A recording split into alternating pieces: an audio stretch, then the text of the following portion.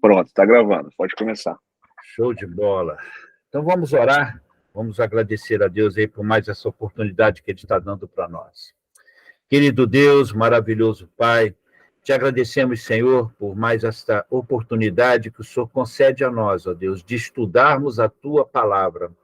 E agora, meu Deus, em um ambiente mais comum, um ambiente, Pai querido, que nos propicia ficarmos mais confortáveis.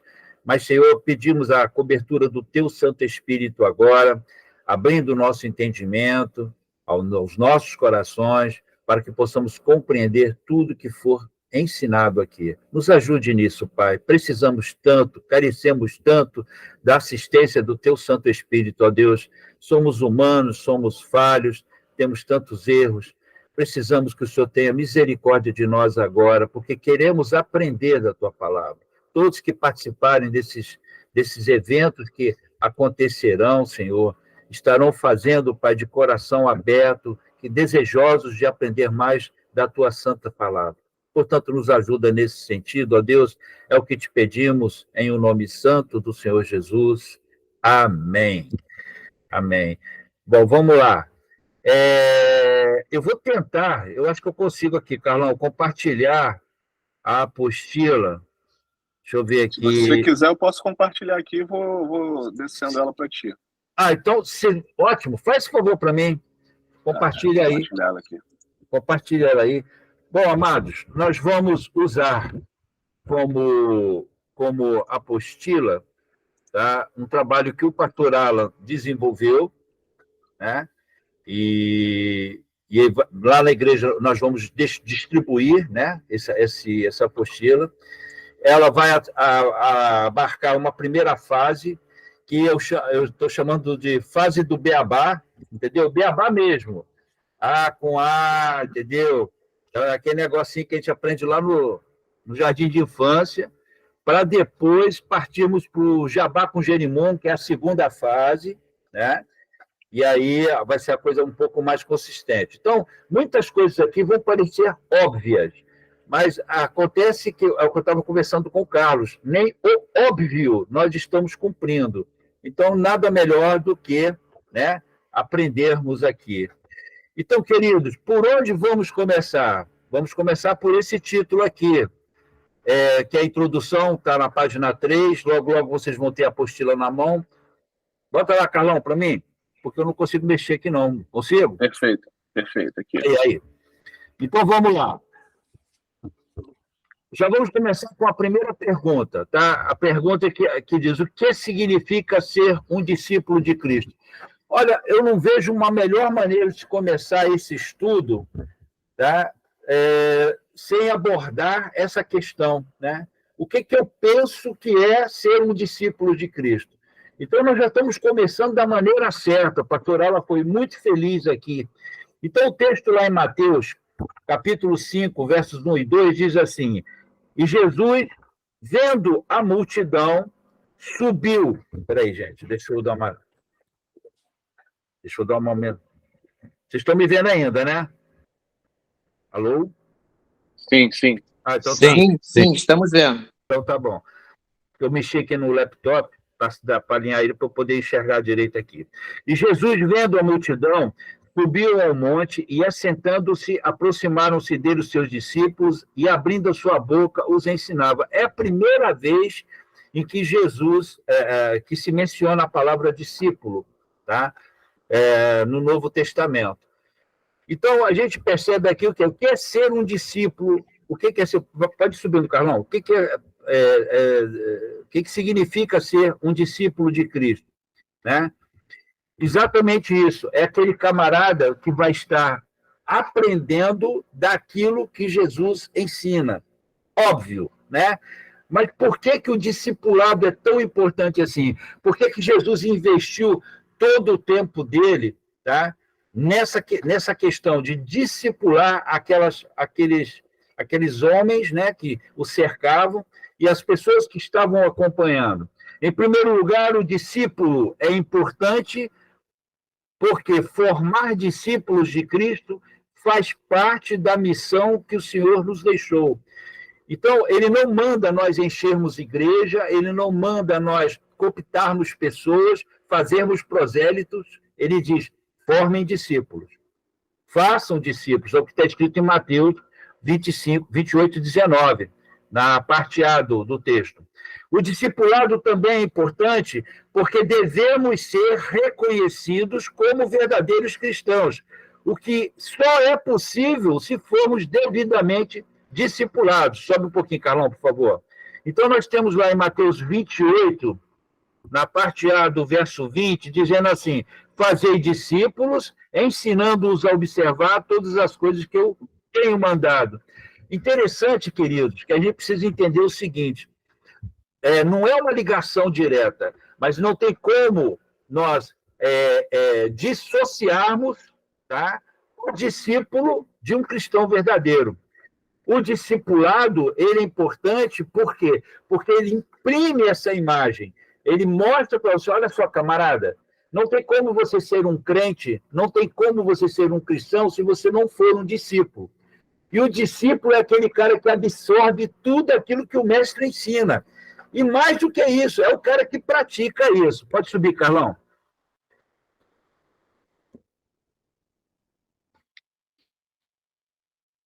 Beleza. Então, olha só o que nós vemos aqui. Todo um ano se reuniram naquela igreja e ensinaram muita gente, e em Antioquia foram os discípulos pela primeira vez chamados de cristãos. Vejam bem, isso está em Atos, capítulo 11, verso 26.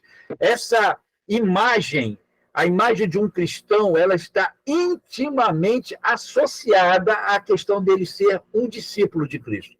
Tá? Não tem como, gente, porque, infelizmente, nós, conversando com as pessoas ao longo da vida, a gente vê as pessoas fazendo diferença nisso, né?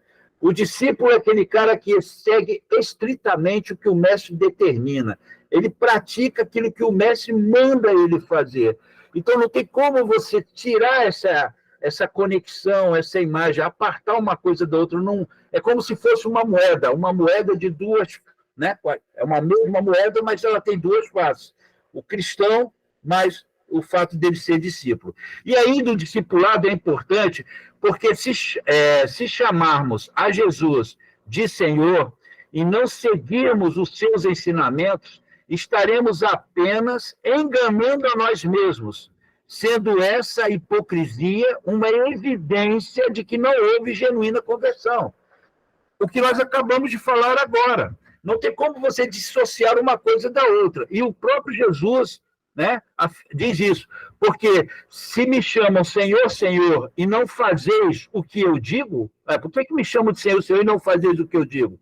Qualquer que vem a mim e ouve as minhas palavras e as observa, eu vos mostrarei a quem é semelhante. É semelhante a um homem que edificou uma casa, cavou e abriu bem fundo e pôs os alicerces sobre a rocha. E vindo a enchente, bateu com ímpeto a corrente naquela casa e não a pôde abalar, porque estava fundada sobre a rocha. Mas o que ouve e não pratica é semelhante ao homem que edificou uma casa sobre a terra, sem alicerces, a qual bateu com ímpeto a corrente, e logo caiu, e foi grande a ruína daquela casa. Lucas 6, 46, 49. Veja bem, quando eu falei no início aqui do nosso estudo, dizendo que nós iríamos ver o óbvio, tá? Isso aqui é óbvio, né? Não tem como a gente falar que isso aqui não é óbvio, mas quantos de nós andamos e agimos segundo o que está escrito aqui em Lucas, capítulo 6, 46, 49. Porque Jesus está sendo claro aqui, olha, aquele camarada que ouve o que eu falei e pratica o que eu disse, eu vou assemelhá-lo a uma casa firmada na rocha. Tá? Nós ouvimos isso nos púlpitos desde que nós éramos criancinhas. Mas quantos de nós aceitam esse fato em nossas vidas? Por isso, irmãos, que eu falei agora há pouco, a gente precisa voltar a essa base e entendemos que não tem como separarmos a condição de discípulo da condição de cristão. É impossível. Então, ou a gente faz o que a Bíblia diz, a Bíblia diz para fazer assim, ou a gente cumpre isso, ou nós não somos cristãos. É o que o texto está dizendo. E às vezes a gente fica colocando pano quente em cima, fugindo pela tangente, mas a palavra é clara. Vamos lá. Então, quais são as condições para alguém ser um discípulo? Olha só que coisa interessante. Tá?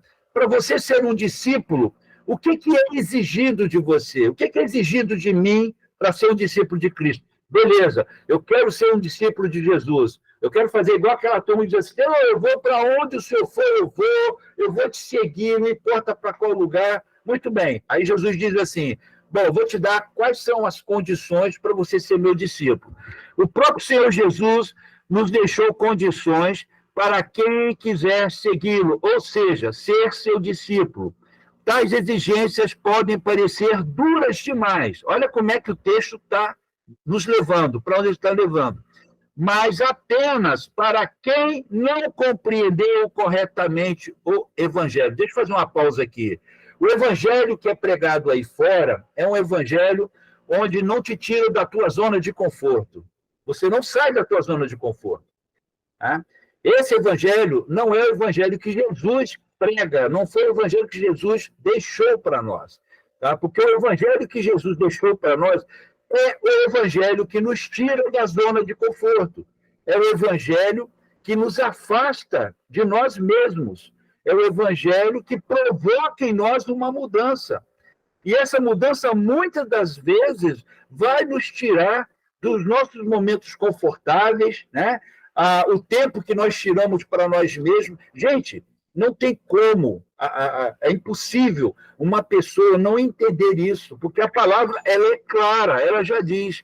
Tá? Então, aqui o texto, nesse texto diz, de fato, se amamos a Cristo, sobretudo, sobre todos e sobre nós mesmos, perfazem 3 exigências do próprio Jesus Cristo para que sejamos seus discípulos.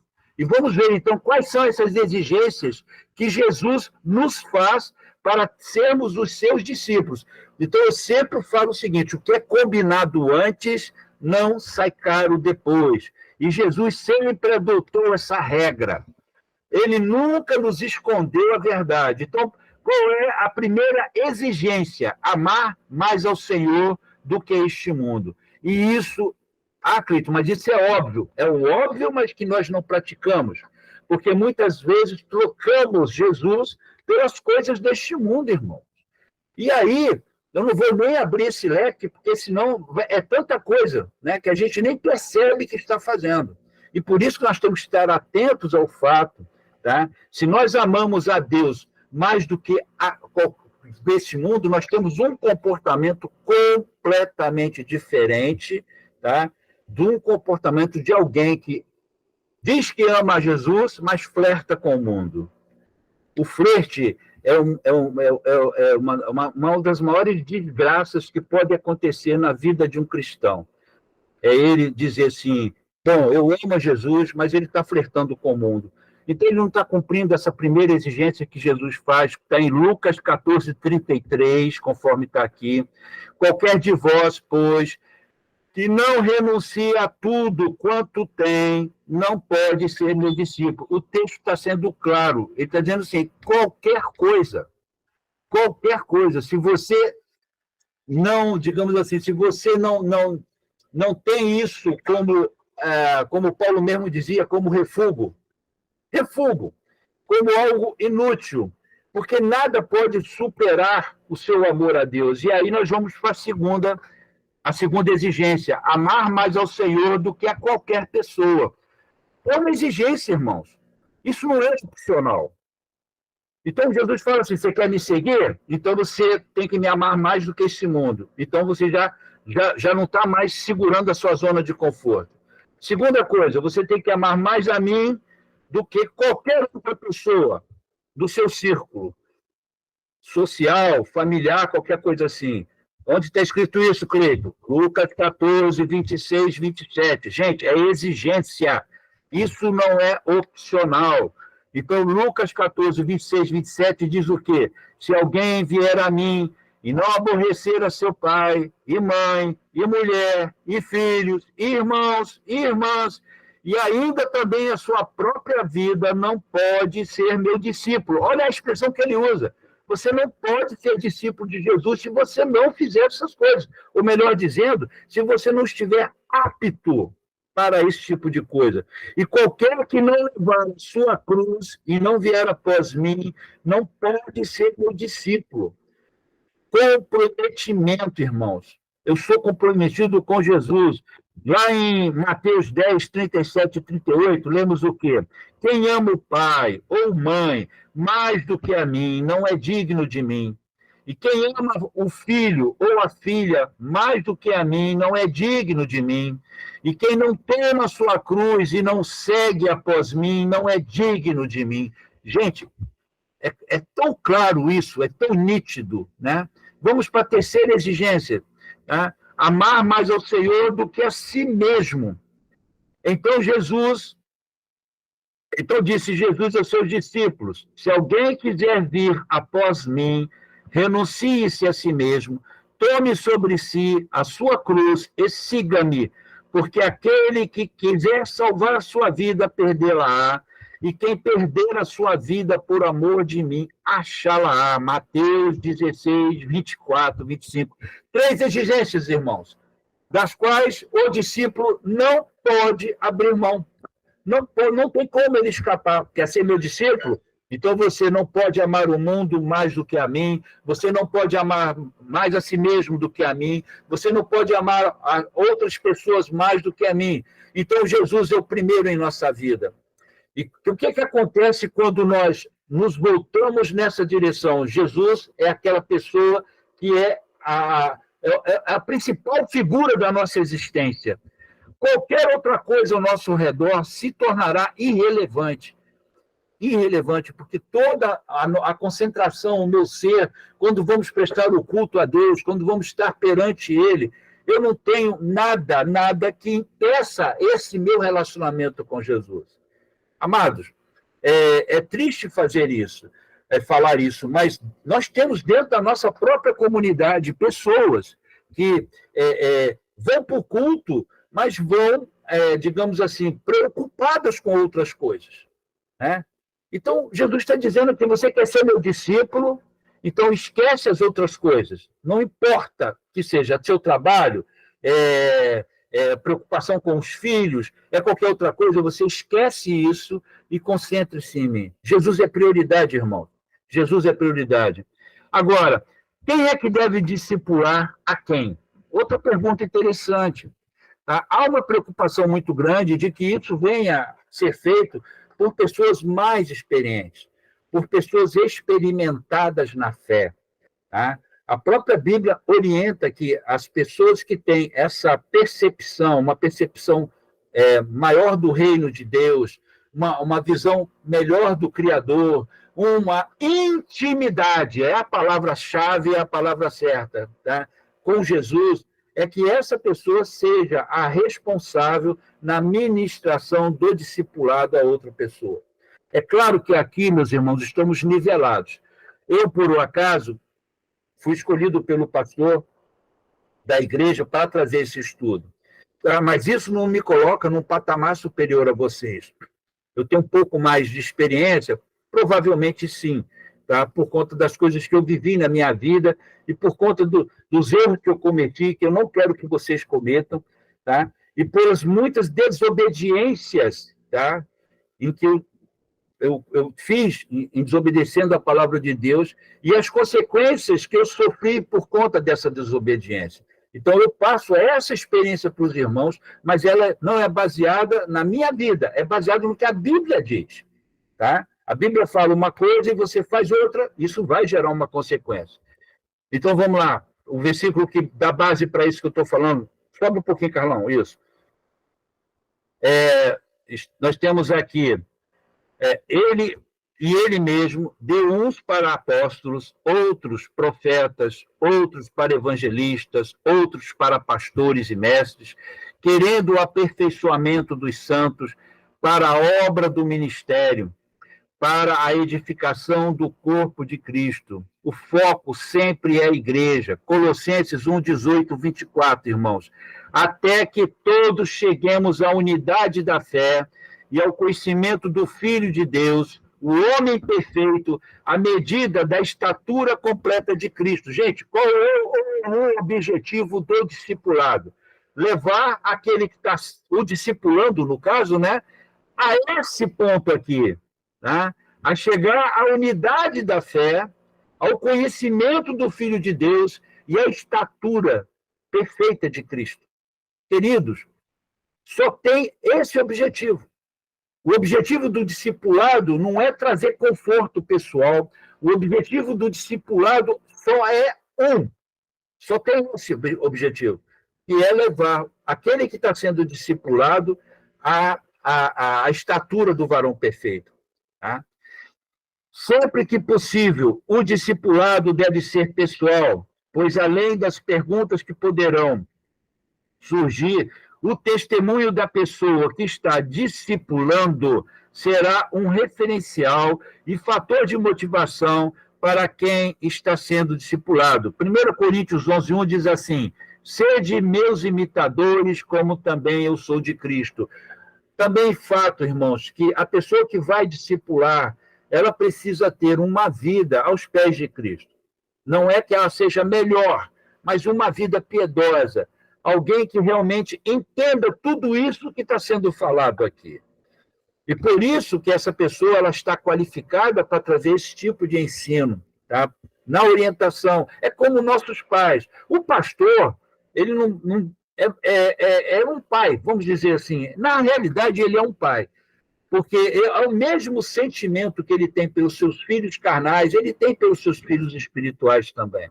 Mas atenção, embora devamos ser discipulados por irmãos mais experientes, todos nós somos discípulos de um só mestre, Cristo, pois são as suas ordenanças e não as nossas que estamos ensinando uns aos outros. É importante deixar claro. Não é a experiência que nos leva para o céu, irmãos. É o que a Bíblia diz. Não vai ser a minha experiência que vai me levar para perto de Jesus, que vai me fazer entrar dentro do seu reino, mas é se eu cumprir ou não cumprir os seus mandamentos. Mateus 23:8.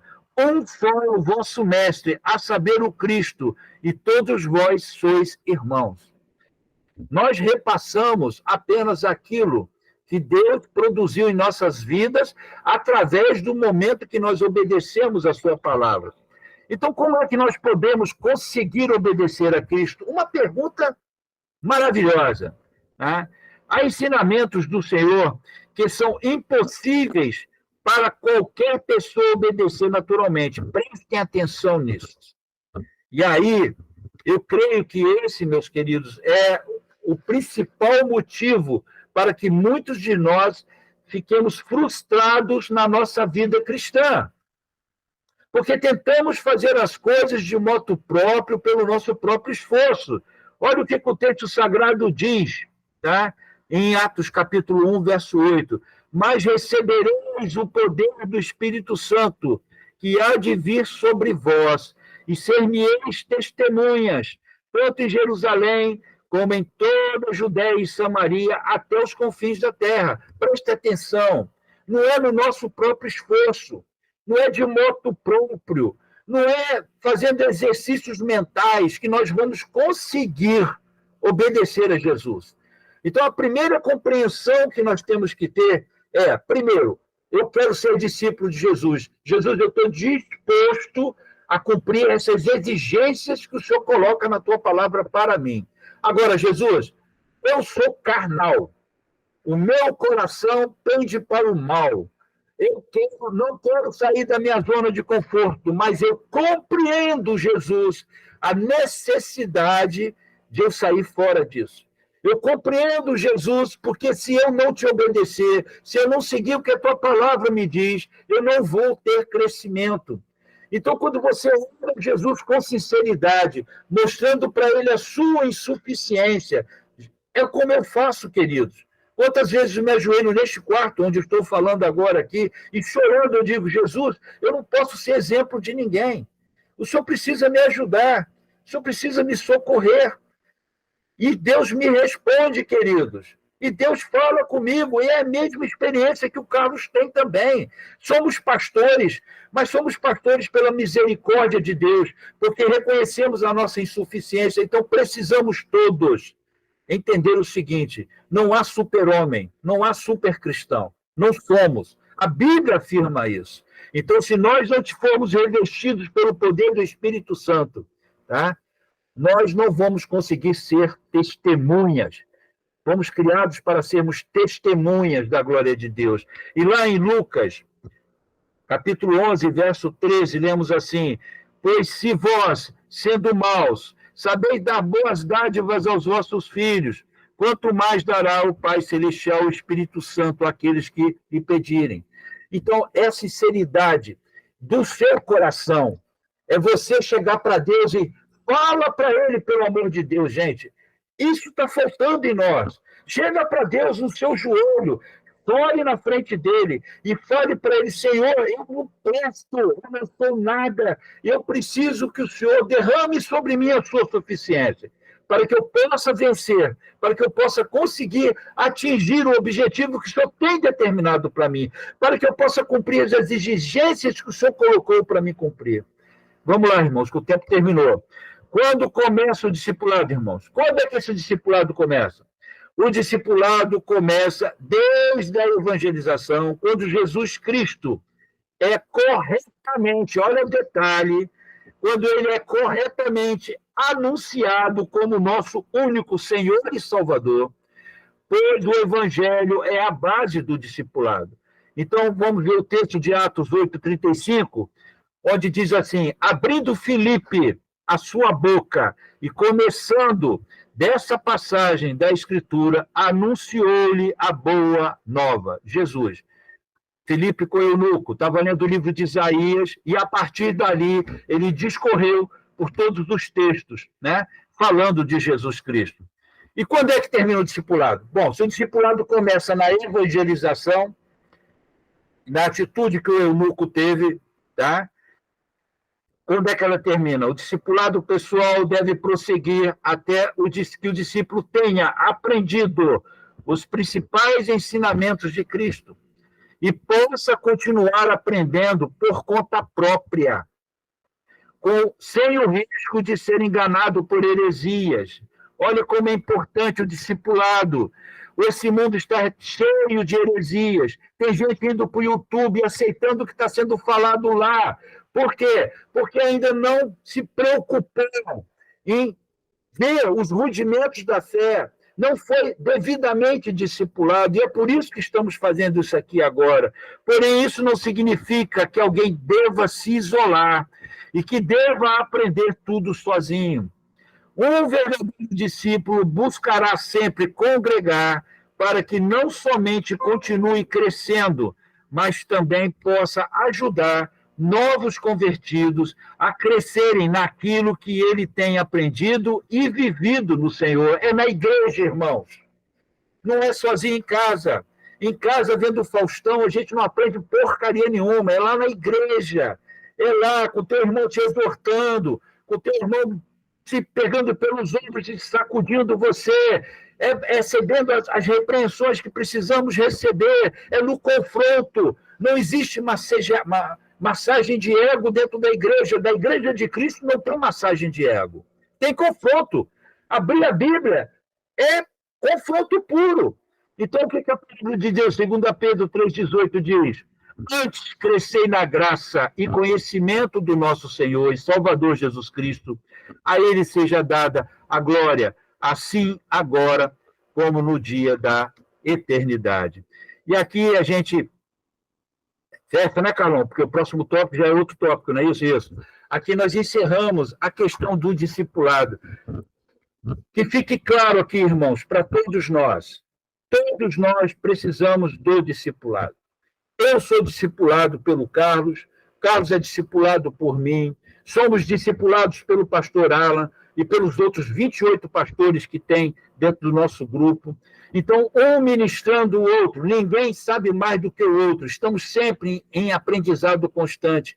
Evidente, é claro, que naqueles rudimentos que eu chamei, fiz questão de chamar de rudimentos, porque é sopinha, isso tudo aqui é sopinha, mas é uma sopinha necessária para que nós possamos, mais tarde, e vai chegar esse dia, creio eu, dentro de 60 dias, tá? Que onde nós vamos entrar em uma doutrina mais aguda, numa doutrina mais consistente. Tá? Por que fomos motivados a trazer esse discipulado nesse formato que está sendo dado agora? Pelo simples fato, irmãos, que na pregação, nenhuma das pregações que nós fizemos, foi manifestado a mesma preocupação que o autor de Hebreus teve com a igreja com a qual ele estava falando. A igreja estava se desviando, a igreja estava absorvendo todo aquele mundo helenizado da época, trazendo para o seu seio filosofias, conceitos vãos e tantas outras coisas. E por conta disso, o autor de Hebreus falou, olha, eu preciso, não dá mais para continuar falando para vocês de coisas mais firmes, mais consistentes, porque vocês não vão ter condição de absorver. Infelizmente, temos alguns irmãos assim. E é por isso que o discipulado é necessário. Gente, é preciso ter eu falar dessa maneira direta, sem subterfúgios, né? Sem disfarces, porque estamos tratando da nossa salvação, que está próxima, irmãos. Próxima, Jesus está às portas. Então, se nós não olharmos com atenção tudo que está sendo ensinado aqui, corremos o risco de sermos uma daquelas 5 virgens que ficaram de fora quando o noivo chegou. Preste atenção, eram virgens, estavam na igreja, mas as lâmpadas estavam vazias, não tinham azeite. E é por esta razão que o Carlos, preocupado com tal situação, tá, promoveu o que está acontecendo aqui agora. Amém? Queridos, ainda temos alguns minutos, 12 minutos para ser mais exato, 11 agora. Alguém quer fazer algum comentário? O momento é esse. Alguém quer falar alguma coisa? Pode falar. Oi, pastor. Reginaldo. Ok? Não, é só o seguinte, depois, talvez seja importante, né? Primeiro, esse aprendizado é excelente. Como o senhor falou, discipulado, voltar às bases, fundamentos, revisitar, nunca pode ser esquecido, né? Então, é importante. Igual um exemplo que eu uma vez falei daquele técnico de futebol, o Tele Santana, né? Ele era chato com os seus atletas, mesmo os experientes, para sempre no treino ele pedia coisas básicas. O pessoal ficava meio chateado, mas ele dizia, olha, é isso que vai fazer você melhorar cada vez mais, né? Que é um problema, por exemplo, na educação brasileira no geral. Quando você tem um ensino fundamental fraco, você vai sofrer no ensino médio, no ensino superior, em várias coisas. Quando você tem um bom fundamental, ele edifica para cima. Essa é uma observação, né?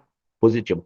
E o outro é que algumas irmãs ou irmãos poderão ter alguma dificuldade, mesmo lendo a apostila, embora, se a pessoa quiser, vai buscar e entender, com alguns termos e palavras que estão nas próprias respostas, por ela não entender. Eu vou dar um exemplo. Existem algumas respostas aí, heresias, mas a pessoa não sabe o que é heresia. Tem uma vaga noção. Isso é só assim, a título, né? Talvez um notinho de rodapé, não sei. Era esse comentário meu, entendeu? Porque eu tenho certeza que nem todo mundo sabe o que é heresia, e a gente sabe que heresia é que leva à apostasia. Quem estava caminhando. É uma heresia que leva à apostasia. É bem parecido, o final azia, mas é isso. O que leva um crente à apostasia é ele se enveredar pelo caminho das heresias. Quando ele menos esperar, ele está longe do caminho. Perfeito, meu irmão. Observação perfeita, perfeita. Graças a Deus por isso. Por isso que sempre vamos dar cerca de 15 minutos, 20 minutos, para que os irmãos possam se pronunciar em relação a qualquer coisa do estudo, tá? não somente de dúvidas, mas também fazendo as suas considerações. Deixa eu, já que o irmão levantou a questão da heresia, né? Deixa eu só fazer uma colocação aqui, né? Já para esclarecer.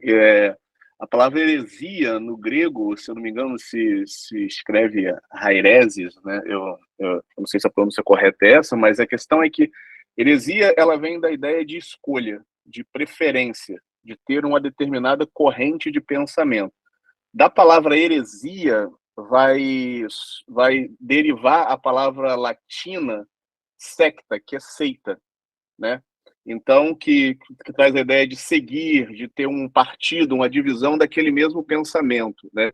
Então, a gente pode dizer que uma seita é um conjunto de pessoas com um determinado pensamento herético, né? Com uma determinada corrente de pensamento, uma determinada preferência, uma determinada escolha por um determinado ensino que é considerado como errado, né? E quem que determina se esse ensino é certo ou errado? Bem, se nós estamos falando de cristianismo, a nossa base de conhecimento é a Bíblia, né? Então, tudo aquilo que está diferente do que a Bíblia estipula como certo, né? Tudo aquilo que está diferente da Bíblia vai ser considerado uma corrente de pensamento herética, né? Uma heresia. Por quê? Porque ela distorce, destoa, né? Ela foge daquele padrão que a gente segue. Então, então isso seria a questão da heresia.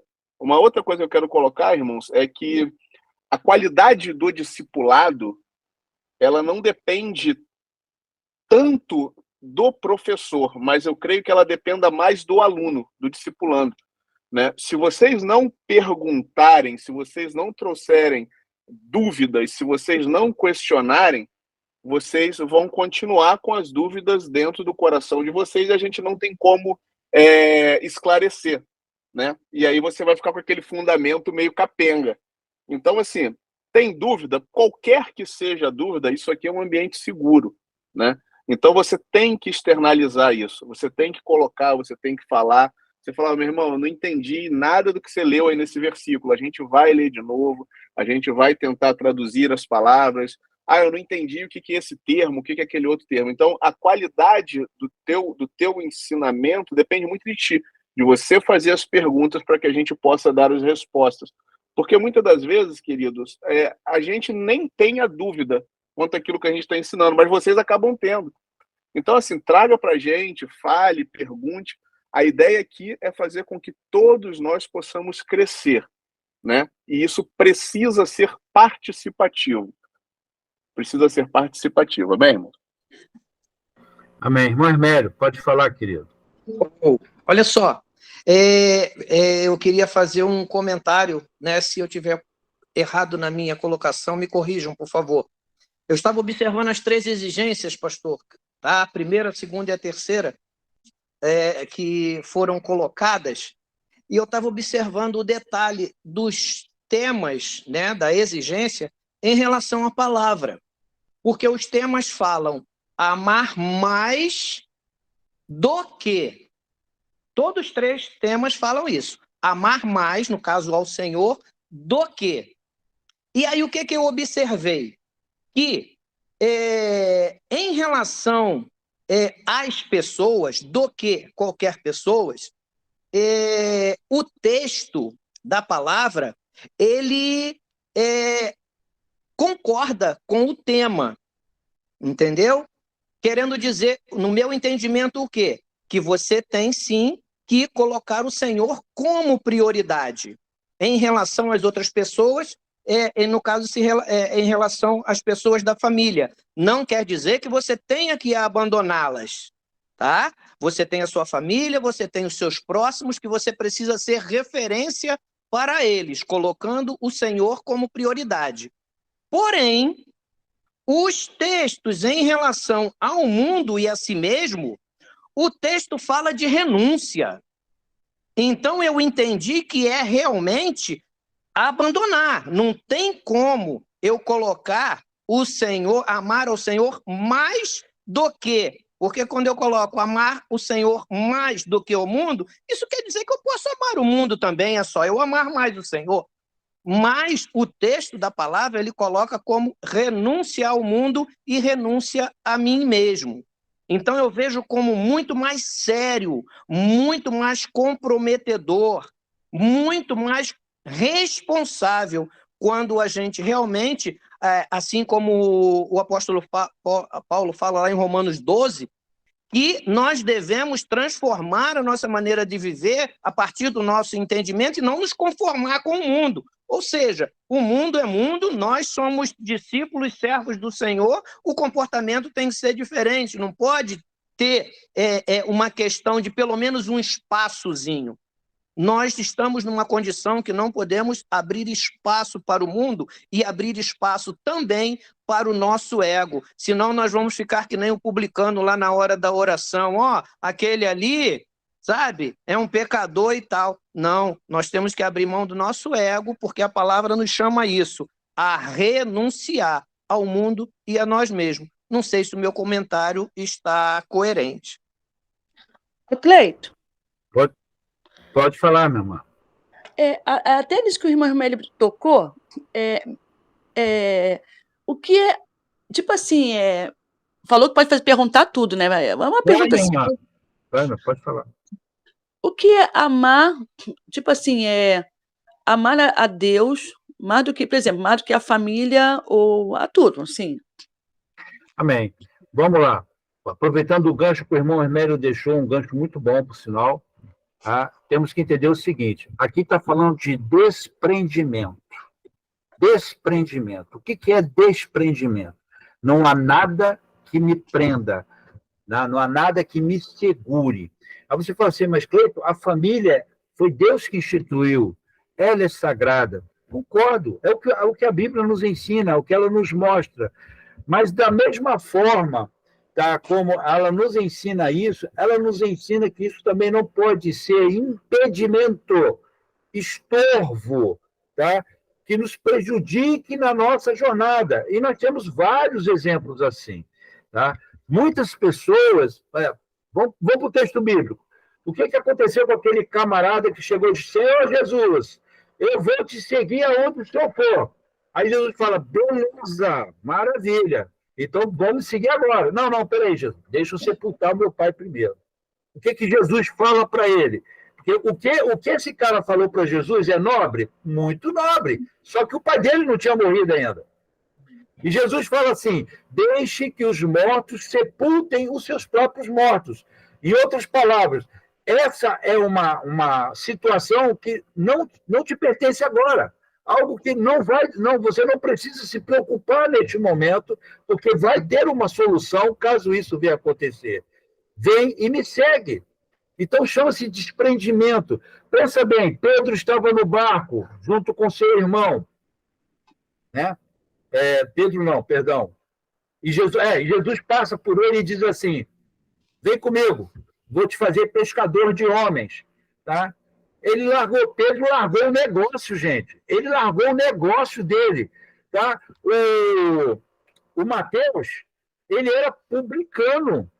Ele era cobrador de impostos. Era a fonte de renda dele. O que Jesus fala para ele? Vem, segue-me. Ele largou a coletoria e seguiu Jesus. Chama-se desprendimento, irmãos. É quando a pessoa de Jesus, o seu contato com ele, a sua intimidade com ele, o seu relacionamento com ele, supera qualquer outra expectativa. Tá? É aquele casal que o cara é extremamente apaixonado pela noiva, pela namorada, mas recebe um chamado de Deus. Tá? É vocacionado pelo Senhor para a sua obra. E aí, quando ele chega para a sua... Isso tem vários testemunhos assim. Isso aí está inundado aí. Tá? É só pesquisar que vocês vão ver. Ele chega para a sua pretensa esposa e diz para ela assim, olha, o Senhor me chamou, tá, para a obra dele e eu vou desempenhar essa obra. Vem comigo. Ela disse, não, jamais. Tá? Eu não quero... A vida de um missionário, de um pastor, é uma vida instável e não é isso que eu busco para mim. E aí, em detrimento disso, tá? Do amor que ele tem por aquela jovem, ele larga tudo, mas vai fazer aquilo que Deus mandou ele fazer, Desprendimento. Irmãos, é um patamar que aí eu vou falar para vocês, não tente alcançar isso na sua própria luz, no seu próprio entendimento. É o que a palavra de Deus nos orienta. Irmãos, não há nada que nós possamos fazer sem Jesus estar conosco. Mas primeiro tem que haver uma disposição. Por isso que o nosso estudo começa no seguinte pé. Onde foi que nós iniciamos? Tá? Iniciamos naquele ponto onde diz assim, você quer ser meu discípulo? Eu quero, Jesus. Então vamos lá, senta aí que eu vou te dizer como é que a coisa funciona. É o que Jesus faz, é o que Jesus falou para aqueles camaradas lá, olha, antes de vocês começarem qualquer coisa, façam a contabilidade antes. Gente, é Jesus que está propondo isso. Ele não está enganando ninguém. Então, a questão toda é que muitos de nós estamos no cristianismo, vivendo um cristianismo vazio, porque somos aventureiros. Estamos tentando viver uma aventura, quando o cristianismo não é aventura. Esse que é o ponto. Falta comprometimento. O que o irmão Hermélio falou, falta comprometimento. Porque quando você tem compromisso, nada vai te fazer arredar o pé daquilo com que você comprometeu. Aliança, irmãos. A nossa primeira aliança é com Deus. A nossa primeira aliança é com Jesus. O resto vem debaixo disso. Então, quando somos provocados, tá, em praticar esta aliança, nós temos que estar prontos para isso. Mais um exemplo, Abraão. Abraão tinha um compromisso com Deus, gente. Ele tinha um compromisso, Deus pede para ele aquilo. Pensa bem, qualquer um de nós aqui, se Deus fala assim, ó, pega teu filho e vai matar ele em tal lugar, tá? E você vai e pega teu filho, dificilmente faríamos isso. É a questão do comprometimento, do entendimento desse compromisso. O que nos falta é esse entendimento. E esse entendimento vem através de intimidade com Deus. Se nós não tivermos intimidade com Jesus, amados, não seremos cristãos. Ponto final. Não seremos discípulos. Essa primeira aula nossa, ela está chamando-nos para uma posição de escolha. É o que o Carlos falou agora há pouco, de opção. Você faça a sua opção agora. Porque cristianismo não é brincadeira. Seguir Jesus não é brincadeira. Ou você segue Jesus da forma bíblica, ou você não está seguindo ele. Você está numa plena aventura. O Indiana Jones da vida. É isso que nós estamos vivendo dentro das igrejas hoje. Um monte de gente descompromissada, que só quer aventura. Tem gente, é triste falar isso, mas tem pessoas que querem viver o melhor dos dois mundos. Eu vou para a igreja porque lá eu tenho um relacionamento sincero. Lá eu tenho pessoas acolhedoras, mas eu fico com o outro pé no mundo, que é o que me satisfaz naquilo, na minha carne. Amados, vamos aprender 2 regrinhas básicas aqui para a gente encerrar. 2 regrinhas básicas. Cristianismo, antes de tudo, é confronto 100%. Não tem mãozinha na cabeça. É confronto, irmãos. Confronto. É sair da zona de conforto. Se você não entender isso, esquece. Você não está vivendo o cristianismo. Esquece. Hermélio, um exemplo aqui, nosso aqui, do nosso, aqui, pertinho de nós. Deixaram sua família, deixaram sua casa. A casa deles é no Rio de Janeiro, não é no Espírito Santo. A família deles está aqui no Rio de Janeiro, não está no Espírito Santo. Mas ouviram aquilo que Deus falou com eles e eles seguiram aquilo que o Senhor mandou eles fazer. Agora, eu pergunto para vocês, vocês acham que isso foi mole? Foi mole, irmão Hermélio? Foi mole essa decisão? Quantas lágrimas não foram derramadas? Quantas vezes eles não botaram o joelho no chão e falaram, Deus, mas é isso mesmo que o Senhor quer de mim? É isso que o Senhor quer de mim? Mas e minha família, e meu filho, e minha casa? É disso que eu estou falando, gente. Desprendimento. E me permitam até dizer que a nossa dor, tanto minha quanto da Miriam, é ainda maior. Por quê? Porque nós temos consciência das condições espirituais em que vivem os nossos filhos atualmente. Então é muito mais complicado para nós. Mas o Senhor nos mandou vir, nós viemos. Vocês entendem? Então, Claudinha, respondendo a tua pergunta, A família é sagrada. Claro que é. A minha esposa foi Deus que me deu. E eu fui o cara que Deus deu para ela. A questão toda é o seguinte: a partir do momento que eu for estorvo na vida da minha esposa, tá?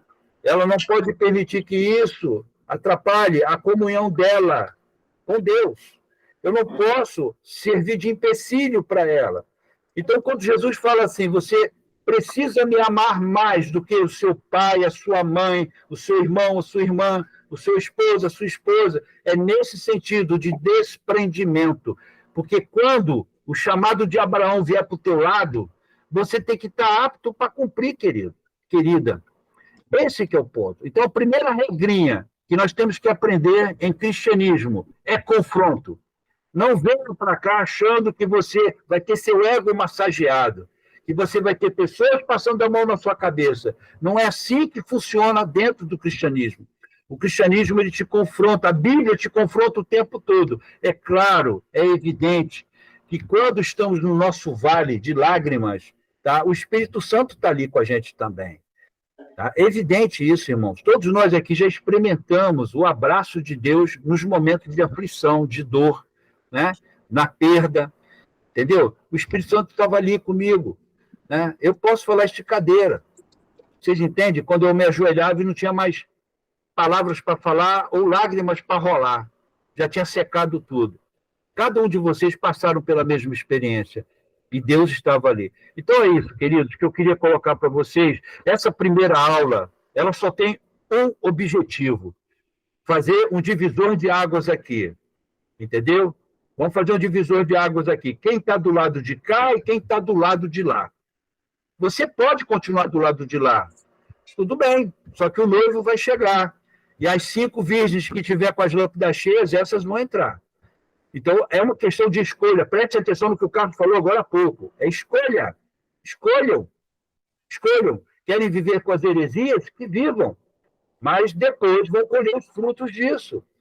Então, não tem como pregar um evangelho diferente deste que está sendo pregado aqui hoje. Amém? Vamos orar? Que a gente tem que ir para a reunião dos pastores. E o grupo da igreja, tá, é o nosso fórum de debate. Quero só deixar isso claro. Qualquer comentário, dúvida, coloquem no grupo da igreja. Amém? Vamos orar, então. Quer falar isso? Não. Sim, eu quero colocar só uma coisinha bem rápida aqui, que é a situação do... Muitos irmãos, às vezes, começam nessa caminhada do discipulado e ficam na dúvida por onde que a gente começa. Como é que eu começo lendo a Bíblia? Eu começo de Gênesis, eu vou até Apocalipse, eu começo de Apocalipse e vou até Gênesis. Irmão, começa pelo Evangelho de João, tá? E depois a gente vai dando mais algumas dicas, mas começa por João, né? Começa lendo ali João, o Evangelho de João, com calma, com paciência. Se tiverem dúvidas, pode perguntar. Irmãos, a gente não entendeu, a gente vai responder vocês, está lá no grupo da igreja mesmo. Tá bom, irmãos? É porque eu sei que muita gente está começando agora a fazer a leitura e aí fica na dúvida por onde começar. Eu sei porque eu tive essa dúvida, eu comecei lendo Deuteronômio, eu não entendi, era nada. Eu foi perdido, entendeu? Então, assim, um conselho começa por João. E só uma questão também nessa questão do amar aos parentes, aos pais, aos filhos mais do que a mim, isso também diz muito com relação ao seu posicionamento, né? Porque às vezes você tem parentes que não são cristãos e eles vão te colocar em situações onde você precisa se posicionar. E aí você precisa escolher, irmãos, naquele momento ali. Você ama mais o teu filho ou a Cristo, né? Porque às vezes o teu filho está tendo uma atitude errada. Às vezes a tua mãe, por mais que seja mãe, ela está tendo uma atitude errada. E aí é nesse momento que você tem que decidir quem que você ama mais. E você tem que se posicionar como cristão ali e colocar, olha só, eu te amo, eu te respeito, mas diante do que a palavra de Deus diz, a tua atitude está errada. A tua atitude é incoerente com aquilo que Deus diz na sua palavra. Amém, irmãos? Podemos orar, querido? Senhor Deus poderoso, te agradecemos, ó Pai, por esses momentos preciosos na tua presença. Senhor, meu Deus, estamos vivendo dias decisivos. Esses dias que estamos vivendo são dias decisivos para as nossas vidas. O Senhor está às portas, breve o Senhor chega. E precisamos, ó Deus, nos posicionarmos, ó Pai, com firmeza naquilo que o Senhor propõe na sua palavra, naquilo que está escrito nela. Pai, eu te peço que não permita que nada do que foi dito aqui, que nada que foi falado aqui se perca, Pai, ao longo do caminho, mas que todos nós aqui possamos entender que vida cristã, antes de tudo, é uma vida de comprometimento, uma vida onde nós nos arraigamos naquilo que a tua palavra nos diz. Nossas raízes ficam fincadas ali, e nada, tempestade alguma, situação alguma deste mundo vai nos tirar desta posição. Portanto, meu Deus, nos ajude, por favor, Pai, que o seu Espírito Santo venha ministrar não somente ao meu coração, que é tão carente quanto aos demais corações aqui, mas ao coração da tua igreja, Senhor. Fala ao teu povo. Antes de tudo, Senhor, fala ali, no escondido, Pai, no secreto, com cada um de nós. É o que te pedimos, meu Pai. Seja misericordioso conosco, pois é no nome de Jesus que oramos. Amém. Amém, queridos? Nos vemos na próxima segunda-feira, e já aí todo mundo já vai estar com a sua apostila para acompanhar, fazer anotações, e aí nós vamos, mais uma vez, aprendermos da palavra de Deus. Fiquem com Jesus, que a graça e a paz do Senhor seja sobre todos. Paz, meus irmãos. Amém. Muito bom vê-los, irmãos. Deus abençoe. Amém. Paz. Senhor. Tchau. Todo mundo.